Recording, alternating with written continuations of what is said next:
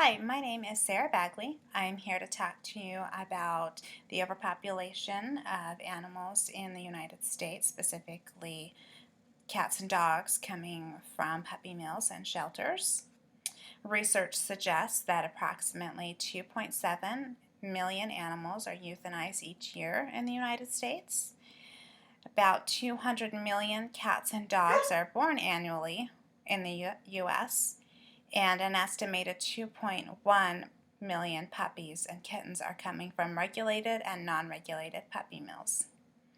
In order for the United States to house all of these dogs and cats that are coming from puppy mills and shelters, we would each have to have about 30 pets in our home. And that is why it is such a serious problem and why so many are being euthanized each day. First, I'd like to start off by pointing the many ways that humans benefit from pets. Then I'd like to describe one solution I believe would have a major impact on ending the overpopulation and euthanasia of so many pets in the U.S. Having a pet has been shown to have health benefits, such as reduced blood pressure and increased physical activity. They can provide emotional support and have been known to help combat depression.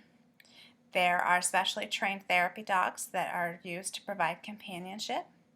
Most recently, there has been great success documented with therapy dogs that are trained to help veterans cope with post-traumatic stress disorder.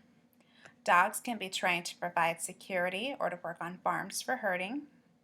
For years, dogs have been trained to search and rescue and also used in law enforcement and in the military. Dogs are being specially trained for special needs of people, most notably is a seeing eye dog, but they now can be trained to detect low blood sugars, oncoming seizures, and even cancer in humans.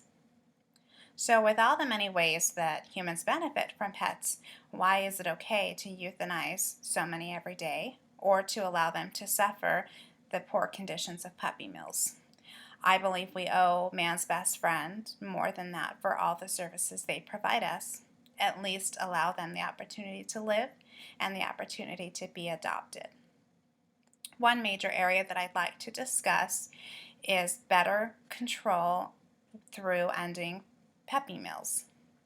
Puppy mills are breeding facilities for purebred or designer breed puppies that are sold to the public through online services, flea markets, and through pet stores. These puppies are often sick due to the poor conditions or to overbreeding. Some puppies even die shortly after being purchased.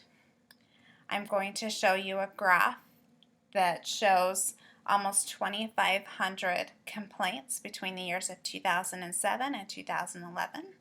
And do keep in mind that most cases do go unreported. So there's a graph here of buyer complaints. 15% of the complaints were death, 40% were due to illness, and 34% due to congenital defects. So that's 90% of the complaints between illness, death, and congenital defects. Puppy mills look to maximize profits regardless of the negative emotional and physical tolls that are taken on the animals from the horrific living conditions.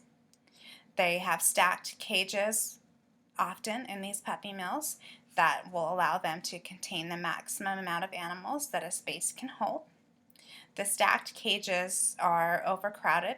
They allow urine and feces from higher cages to drain down to the dogs on the lower cages. Puppies are not let out to play. They're not socialized with people, and they barely have room to sit down.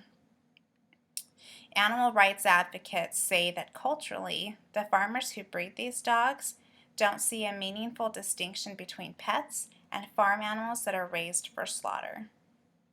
I believe that puppy mills should be completely illegal in the United States.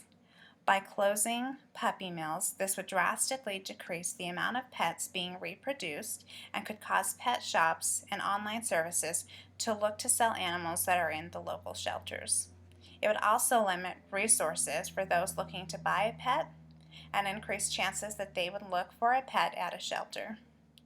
As you can see, putting an end to cruel practices of puppy mills would not only be an ethical victory, but with the 2.1 million puppies and kittens coming from regulated and non-regulated puppy mills each year, ending puppy mills would be a very effective way to reduce the number of pets that are euthanized in the U.S. every year, thus putting an end to or helping drastically put a close end to the overpopulation. And I did collect 3 questions from audience members.